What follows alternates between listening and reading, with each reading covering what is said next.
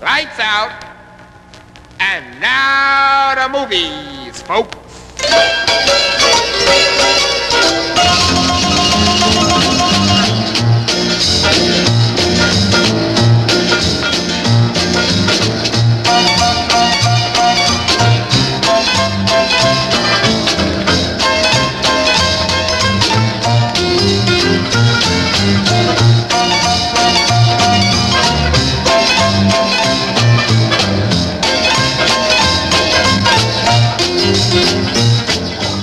Good evening, everyone. Welcome to the Omega Files. I'm your host, Dr. Freedom, and tonight we've gathered to talk about the 1973 movie, The Golden Voyage of Sinbad. Okay, joining me on the panel tonight, let's start. Say everyone, come in and say hello. Let's start with AJ. Hey guys, how's it going? Harry. Greetings, one and all. Special guest on the panel tonight, Mr. C. Andrew Nelson. Hey everybody, how are you? William. Hey now. Philip. You might want to bring your microphone down for the cast, Philip. Evening, one and all. And, of course, Texas Tim. Hello there. Okay, Golden Voyage of Sinbad. Well, one of the reasons I picked this particular movie is because the guy who plays the villain is someone we all know and love, and it was a short time later that he became the fourth Doctor Who, and that, of course, is Tom Baker. And oh, man, he gives a rather colorful performance in this movie as the villain, I think. I really enjoyed him as it.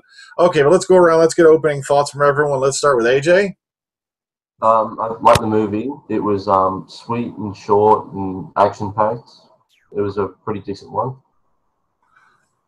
All right. Andrew? I think it's a great film. I think it's interesting because it's different from, Seventh Voyage of Sinbad. It has a kind of a different tone to it. You've got a change of actors playing Sinbad, and it works. And of course, Tom Baker is just marvelous. All right, William. Unmute. Sorry, I know. Sorry. Yeah, this is one of my two favorite Sinbad movies, and this was the first movie to win the Saturn Award for Best Fantasy Film. And of course, Tom Baker being there. And there's another movie that was co-written by Ray Harryhausen and produced by him. That's right. Texas Tim? Yeah, it's a really fun movie, isn't it? I've forgotten that the Swampies were in this one. Oh, yeah. LG brought that up. Yeah. But, yeah, it's a fun movie. It's really fun. Tom Baker's brilliant. I mean, although none of us knew who he was at that time, I guess. But, yeah, it's a very entertaining movie. All right, Harry?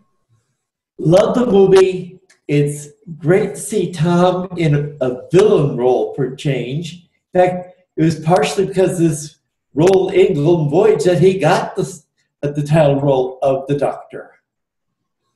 Okay, Philip? It's a fun movie. I thoroughly enjoy the Ray Harryhausen's work on it with all the creatures and stuff. It's got a story all of its own, encircling Tom Baker's, basically what Tom's after in the story. It's really cool, and I love it. Okay, let's move on into favorite parts of this flick. Okay, let's start with William. What are your favorite parts of this movie? Oh, wow, that's a good one. One of my favorite parts that stands out watching the whole movie is, of course, Sinbad and his men fighting Kali. That stands out. Yeah. And all the effects by Ray Harryhausen. But if you look at the plot, it was a great plot. A simple plot that you just got to go to Lemur, find the 3 trinkets for the Fountain of Destiny. And that makes the whole story great. But, of course, the Harryhausen effect does stand out. And we had a great actor playing Sinbad. No offense, but unlike the one we did last week. Oh, yeah, Patrick Wayne. Yeah, this week it was John Phillip Law, if I remember correctly. Yeah. Okay. Texas Tim, favorite parts? Yeah, I'd agree with Will, especially the Cali part, the whole business with that. But not so much just the fighting, but the dancing before that as well was really well done. I mean, it's really cool and clever.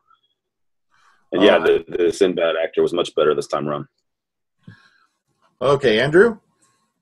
Yeah, I like John Phillip Law too. I think he did a really good job. But I hate to fall in with the whole crowd here and just be sound like I'm just going with the flow. But that scene with Kali, it's one of Ray Harryhausen's best sequences. I also think that because Ray was a one-man effects company basically, and he was his own cinematographer. And I think some of his photography in that whole sequence is really well done. I mean, it's really well lit. Besides animating, and you have to keep in mind that he's one guy animating these figures, and this one figure has got so many arms, so many legs. He's got to keep track of all of that as he goes along. I mean, it's not quite as crazy as the Seventh Voyage. I mean, excuse me, as Jason the Argonauts, when he had the whole battle with the skeletons, where he's got 7 skeletons to animate all at once, or 8 skeletons, however many it was. But still, it's a lot to keep track in your head, and you've got to go frame by frame. And if you make a mistake, you start over. You can't just go in and edit it out. I think it's got that. But there's something uneven about that sequence too, is because although it's some of Ray's best cinematography and some of his best performance as an animator, it's got some of the worst compositing too. I mean, some of the Dynamation, or whatever Dynarama, they keep changing the name just to kind of, as a marketing thing. But some of it doesn't quite match up, as far as, like, you look at the color of the floor where the model is and the color of the floor where the actors are, and it doesn't quite match up and everything. So that was one thing that always bothered me in this film. But other than that, that's just a breathtaking sequence. All right. AJ?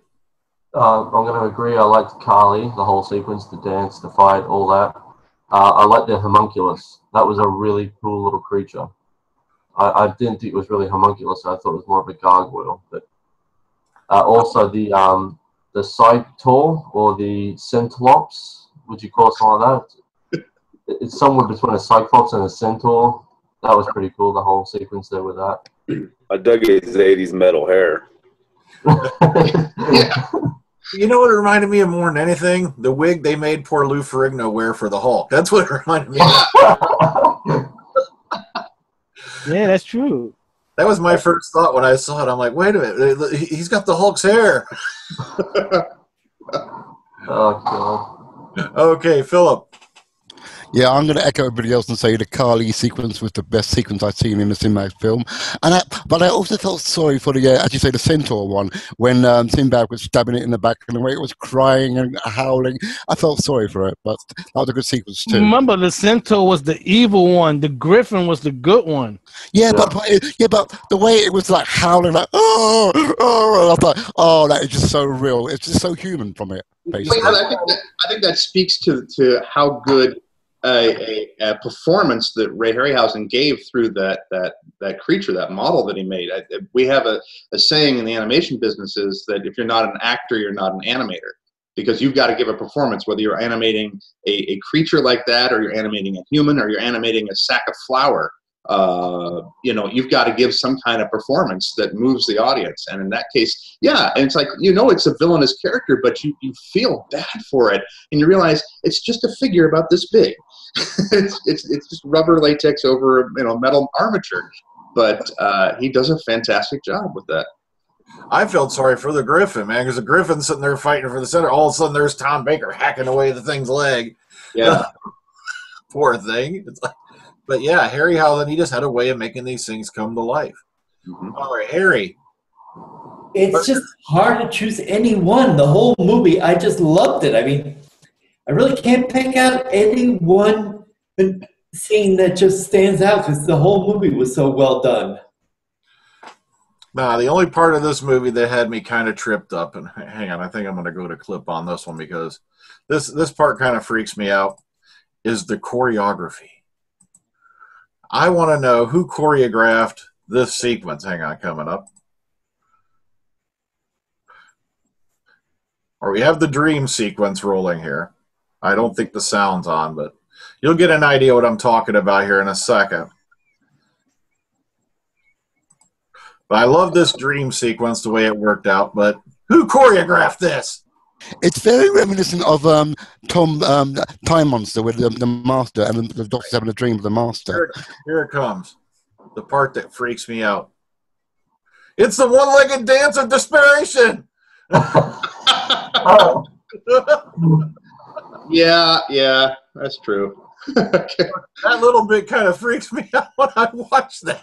Was that Caroline Monroe who also was in it, or was that just another random? That was her. That was her.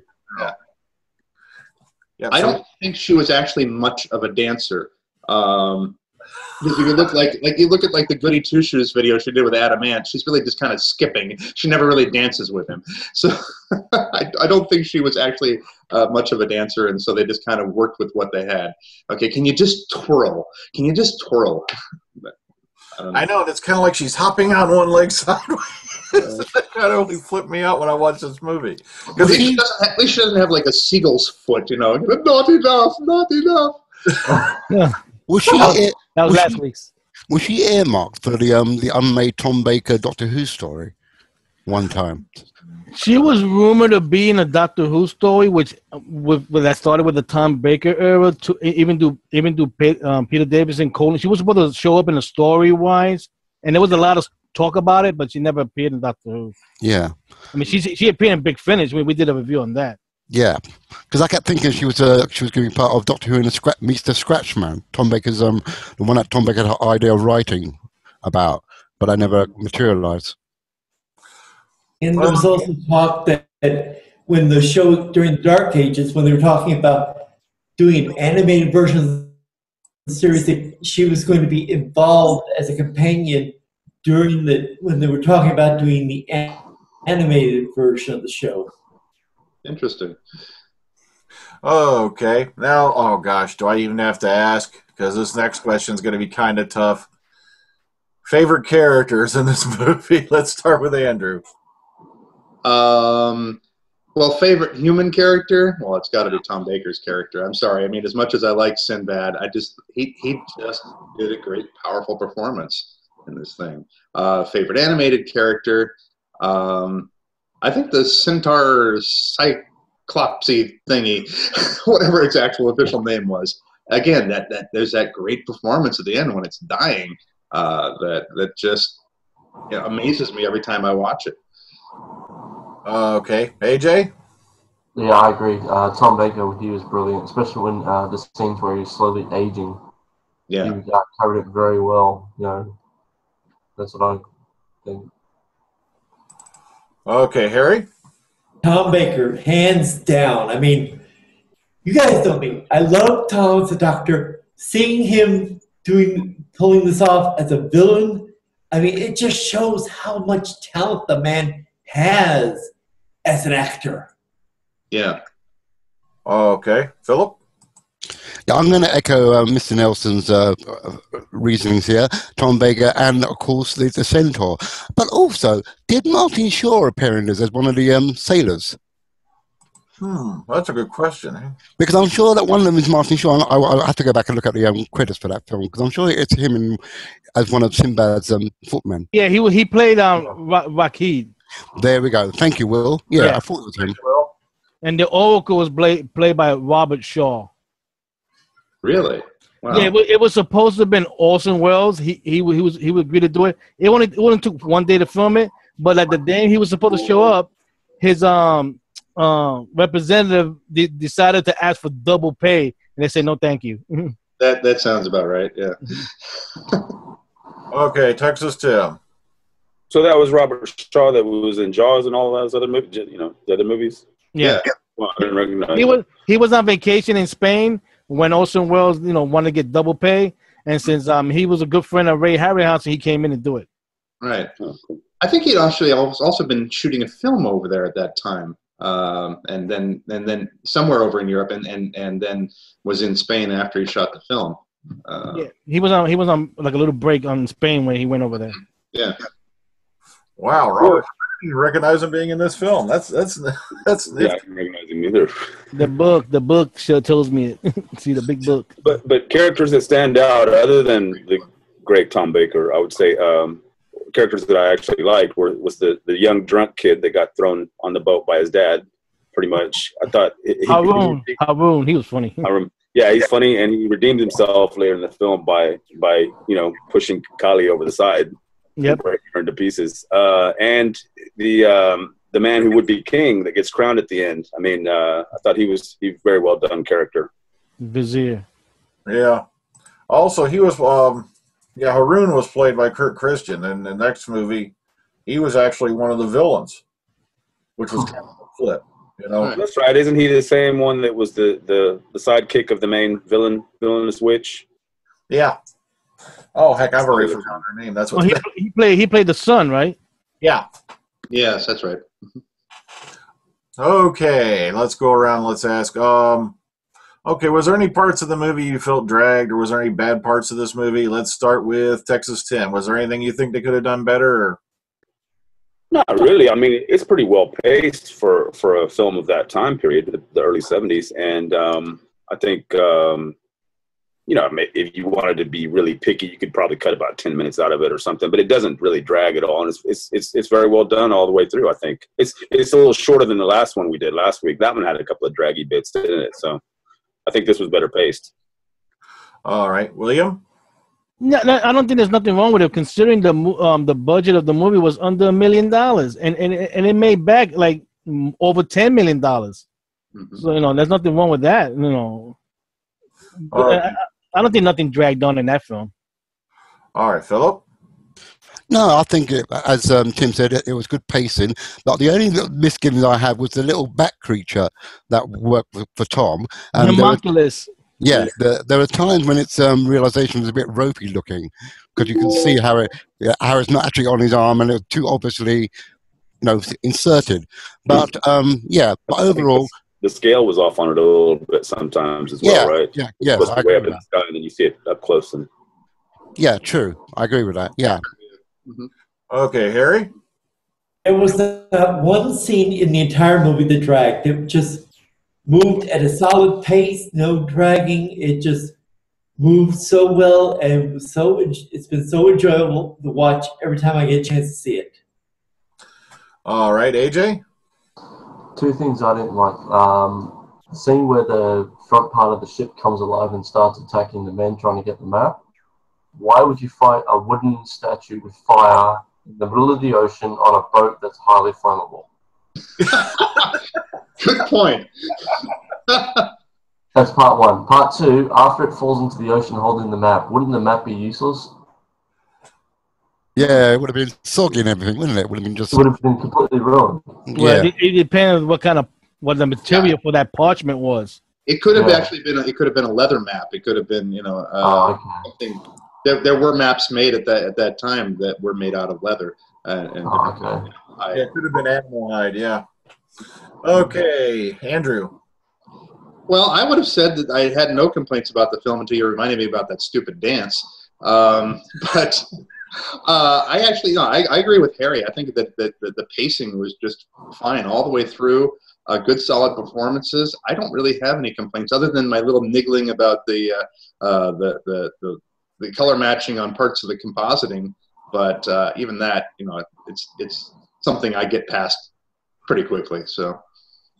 Yes, a movie with a very strong moral message: trust in Allah, but always tie up your camel. Oh yeah, I like that saying. Cool. I love that line throughout the movie as a running gag. It was really, you know, I just loved it. Okay, all right. Let's see, Andrew, you missed us on the last couple of casts because of illness, appointments and whatnot. Did you want to throw anything in on those? Like you said, you had a story about Sinbad. Yeah, I did want to, you know, Harryhausen is the reason I became a visual effects artist in the first place. I wanted to be the next great Harryhausen, and then I went and saw this little movie called Star Wars, and I wanted to do that instead. But I always admired Ray. Got a chance to meet him back when Sinbad and the Eye of the Tiger first came out. There was a special screening in San Francisco at the big, the plush screening room where all the movie critics go to see films before they come out. And Ray was there along with Charles Schneer, his producing partner. And it was amazing because Ray had the figures from Sinbad and the Eye of the Tiger with him there. And I remember walking up, and I'm, you know, a young teen, and I walk up to him and I look at it, and for whatever reason, I can't remember what possessed me, but I almost reached out to touch them. And then I pulled my hand back, and Ray looked at me, and he had this twinkle in his eye, and he said, "Go ahead, pick it up." And I picked it up, and at that moment, it was solidified. I was going to be a visual effects artist. And but he was a very, very nice gentleman, very giving of his time and of information. I met him again several times after that. In fact, I helped give him an honorary doctorate when I was on the full-time faculty of the Academy of Art University in San Francisco. We gave him and Phil Tippett honorary doctorates at that time. Phil Tippett being, originally famous from working on the Star Wars films and now runs Tippett Studios. But Ray was just a great guy. Ray had told me that, the interesting thing about Ray Harryhausen is that he was under contract to Columbia in the same way that an actor like Clark Gable was under contract to Warner Brothers or something like that. The studio built films around Ray, for years and years that he was the star. And Ray Harryhausen is one of the few, I think there's maybe only 2 visual effects artists who have their name on a star on the Hollywood Walk of Fame. He was the first, the other being Dennis Muren. But Ray had said that he would go out on location. He would, make sure a few things, were, shot the way they needed to be shot for him to do what he needed to do. But then he would work just intensely by himself in his little home studio in, near London. And he would work for like several months, just really intensely. And he built all his own sets, made all his own creatures. When he first started out, his dad was building the armatures for them, but then he learned to do that as well. He was his own cinematographer, his own compositor. Everything was done in camera. It's just astounding to think that this guy now, it's, and he did most of the other effects in the films as well, not just the stop motion animation. And he did this all by himself. And then he said, then I had the rest of the year off, which my wife was very delighted by. That's what he told me. So it was just an incredible way that he could get all this done. And nowadays we've got, teams of, hundreds of artists trying to do the same stuff that Ray did. But he was a really great guy. But the fact that he was so giving of his time and so well respected within the industry, not just by visual effects artists, but by directors and actors alike. He was the man. He really was. Okay, Philip, you were telling us a little story before we started recording. You want to run over that one again? Your question. Yeah, I was gonna actually direct this to Will now, because now Will's here, he will know. But my question was, when I was a kid at school, we got to watch the film after school hours, and I was quite certain back then that I was already aware that Tom Baker was going to play the new Doctor, and that's why I was curious to watching the film, because I wanted to see this new man who's going to be the new Doctor in the film. But I'm now thinking, because the film was made in '73, was it released in '73 as well, or '74? It came out in '73. Right.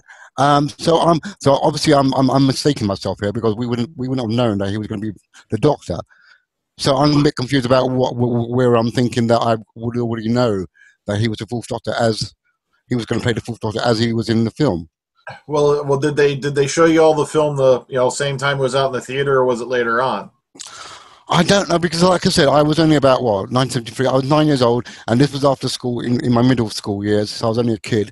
So I only saw it then. That's the first time I ever saw it. When you say after school, I'm assuming. Oh yeah, go ahead, Tim. I was going to say, when you say after school, did you mean you went to the theater, or did they show it at No. They showed it in the class after school. It was a special screening. For some reason, the teacher was saying, we got a special screening for this movie that's just come out.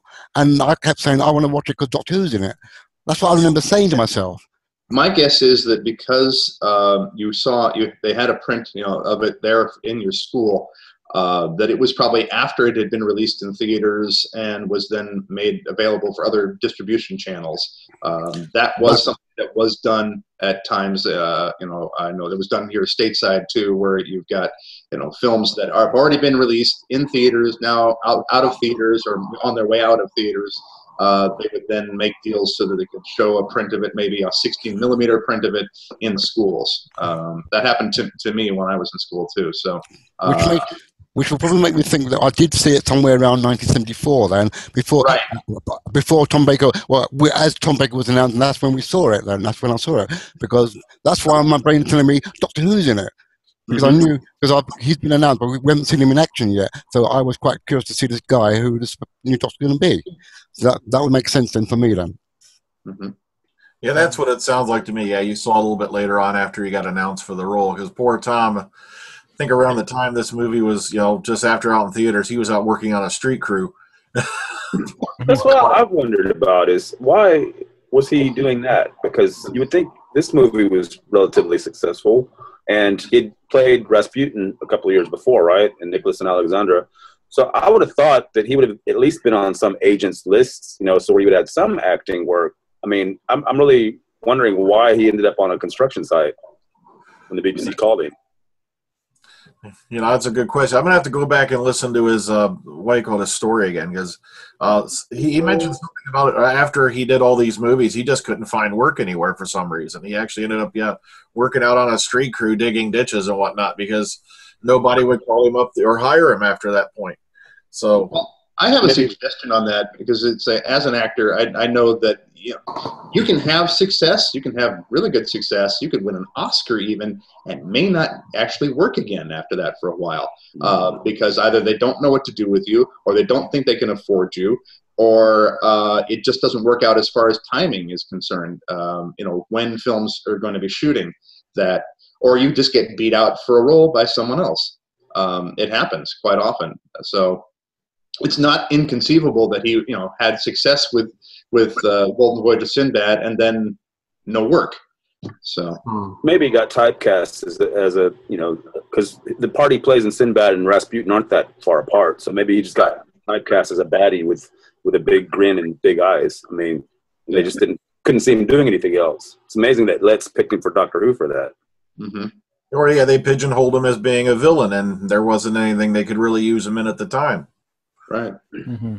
Yeah, it does happen more often than you think. But fortunately for us, that movie career didn't take off, and he got that phone call, and he wound up being Doctor Who for the next 7 years, and he's one of the most beloved doctors of them all to this day. So, we kind of lucked out on that one. Yeah. But, hey, anything else about this movie, or? Yeah, it's about his character. We also saw the movie. The scene that he's trying to get that piece into the water where he can get his youth back. Yeah. Now, it was originally written that he didn't make it in time, and he aged to death right there. Oh. But they didn't like it because they wanted him, not one of Harryhausen's creation, to fight Sinbad at the end. And if you notice from the 3 Sinbads, he's the only villain that stood out and fought Sinbad for the finale. Not a Harryhausen effect. Right. Yeah. That made the film much better. Much better. He really did. Got the bloody water. Yeah.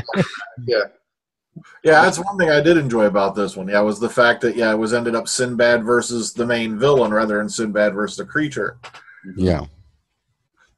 Yeah, I kind of like that myself. Okay, anything else anyone wants to bring up before we bring this one to a close? Hold on, I forgot something. The scene where Tom Baker gets stabbed. There's no scream or anything. Right. You're right. Yeah, I thought he would have had a howling whale or something. So the scene when you see Sinbad and his men fighting Kali, the stunt coordinator was smart. What he did was he used 3 of his stuntmen and he tied them up together for they could practice. Almost like they did for the man to know where they're going to strike at the arms, and then when Harris see the film, he knows where to put the movement of each arm. The marking. That's how it took like maybe a month of practice and filming to get it right. That's brilliant. That's a brilliant idea. Cool. Yeah, that is brilliant, because it is hard to act against nothing. It really is. So. But luckily they had the stunt coordinator that had the 3 guys, just like they did with the Jason and the Argonauts, that he had a bunch of men that had numbers on it for they could represent the skeletons when they're filming the fight scenes. Yeah. Yeah, it's kind of sad too, because it seems like more and more, even though you rarely see it, seems like stop motion is getting left behind now in the modern era of movie making. As a visual effects technique, yeah, I think it is, in this sort of sense. Although it's making a resurgence in just pure animated films. You look at something like Box Trolls, which my friend Graham Annabelle directed, co-directed. That was nominated for an Oscar. It's making a comeback. I see that there are more stop motion features that are going into production now, or are already in production. So that, in that sense, it's getting a resurgence. But as far as like this type of effects work, no, it's history. And I think it's sad, because I think that a lot of the stuff that is in these films that you guys have been talking about in the podcast here, Ray's work, a lot of it is better. I mean, maybe not from a technical standpoint, but from a dramatic standpoint, it's better than what we're seeing in a lot of the CG creatures that are in films. I get to the point now where it's, and I am a CG artist, I get to the point where I'm sick of CG effects.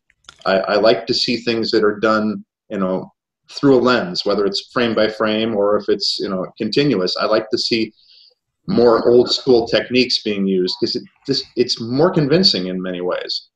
I actually thought that since you guys use CG, I actually thought you guys will make little figure models and then scan it, but it could be in a computer for you can do the movements. That's what I thought you guys did, and just not just the computer. No, we do. I mean, some of it is we make a little maquette, a little mock-up of it, and then it gets scanned in to make the thing. And some of them are actually modeled by hand, virtually in the computer, using different polygons and NURBS and things like that to sculpt it in the software. But some of it is actually sculpted ahead of time. Most creature designs are at least they're drawn first, then there are models made of them, and then they make a CG model. But what I'm saying is that when it comes down to the actual animating and everything, things can look technically, quote unquote perfect, but they don't feel right. It's like I used to tell my students when I was teaching at the Academy of Art that I said there's a difference between realism and the illusion of reality. You can make things look photoreal, but it doesn't feel right. It can look perfect, but it has no heart. It has no soul to it. So don't always be so obsessed with trying to make something look absolutely visually realistic, but give a performance. And that's what Ray did so well, was he gave performances through all of his characters. Were you lucky enough to go to that museum in London, the London Museum of Filming that has his figurines in there? No, I would love to. All I've ever seen of London is Heathrow Airport. And the Comfort Inn at Heathrow Airport when I got stuck there one time on a flight back from Barcelona to the U.S. So I missed my connecting flight. I would love to see that. But I have actually seen some of Ray's figures that he brought to various lectures that I was at when I was teaching. So I've held his figures. They're amazing, and it's incredible. The detail holds up very well even in person. So, and some of them are just this big, and it's just amazing. William, what was the actual cinema release date for Golden Voyage of Sinbad? The actual release date? Give me a minute. Give me a minute. Give me one second. I just had it up here a second ago. Release date was the 20th of December, 1973. Right. December. Right. Okay. Now this is why I think I know why I knew that Tom Baker was in Doctor Who, because it already started coming out. Because Planet of the Spiders ended in June of 73. Therefore, and Tom Baker's first scene was at the end of Planet of the Spiders, so we knew that Tom Baker was going to be the next Doctor before the movie came out in December. Also, I just checked the note here. I just wanted to add real quick. It wasn't released in the U.S. till the 5th of April of 74. Right. Mm-hmm. And it's funny, I didn't even see the film until after I'd seen Sinbad and the Eye of the Tiger. I didn't see it until years later. I saw it on television, so I never got to see Golden Voyage of Sinbad in theaters. Yeah, same thing. Yeah. Here. All my viewing of the Sinbad movies have been on TV. Never seen them in theaters. Yeah. Same here. I always caught them on the late night movie or. Yeah. No, we have the museum. Not a museum. We have the movie theater near the Met. and during the summer they do show classic movies. So whenever they show a Harryhausen, I'm gonna go down there. I like take my money, let me get my ticket. They hold up well. I mean, they look great on the big screen. They really do. I'd rather watch it on the big screen than watching it on TV. I mean, I have the DVDs, but when they show it here in the summer, and if it's a Ray Harryhausen, I'm gonna go downtown and watch it. Mm-hmm. See, that's what I love about Harryhausen movies. It's not just the animation, the effects, but it was also great storytelling going on in these movies. And that's why you can keep coming back, because it's a great story to be told and watched and enjoyed. And even years later, we always go back to a Harryhausen film every now and then. That's what I love about them. Okay, guys, anything else before we rate this? The cameo of the Swampies. Oh, that's right. I forgot about the Swampies. It's scary. I thought for a second we were going to see them worshiping Kroll.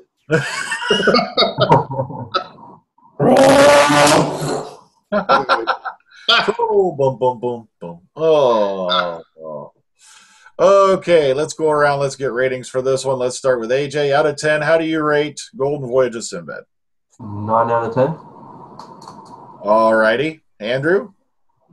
I think I got to do 9 out of 10 too. I really enjoyed this film. All right, William? I give it a 10 out of 10. It's one of the ones I will always keep repeating watching. All righty. Texas Tim? Yeah, I'd also give it a 9 out of 10. It's not quite as impressive as Jason from a few years previous, but it's a very good, excellent, entertaining film. So, yeah, definitely 9 out of 10 for me. All right, Harry? 10. 10 out of 10. It's a great movie. I can watch it anytime it's on. Okay, so give it? Give it a 10 out of 10. Okay, sorry, I lost the sound for some reason. Yeah, I did too. Okay, so he gave it a 10 out of 10. All right, Philip? Well, for the creature features and because of Tom Baker, it's also got the 10 from me as well.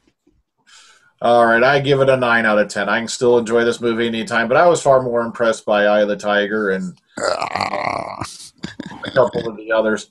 Okay, so next week we're going to be sitting down to talk about 1981's Clash of the Titans.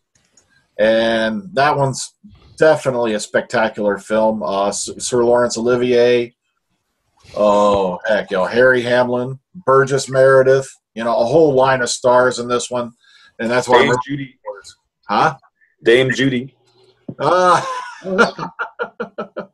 Maggie Smith. Mm-hmm. Just a few that pop into my head right now. That's all I meant. My bad. Dame Maggie. Yeah. Yes. That's the real version of Clash of the Titans.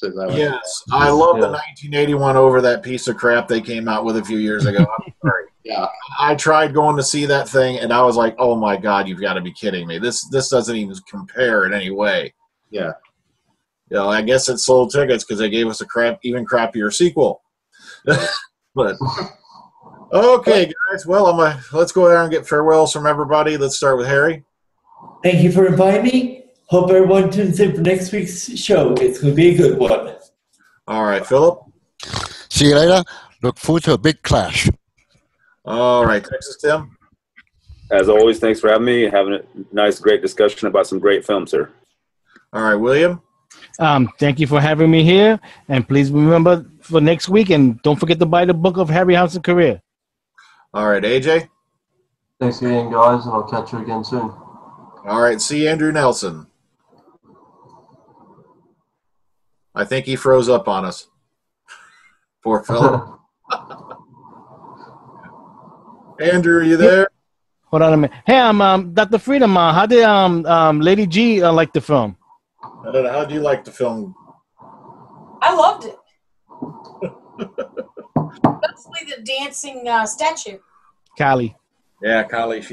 She was watching it with me earlier this week. We lost poor Andrew.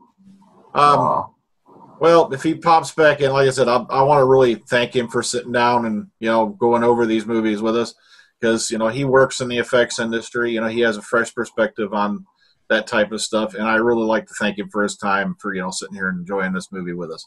Okay, guys. Well, until next time. See you all next week for Clash of the Titans. Take care and enjoy the rest of your week. Live long and prosper. That's right. Live long and prosper.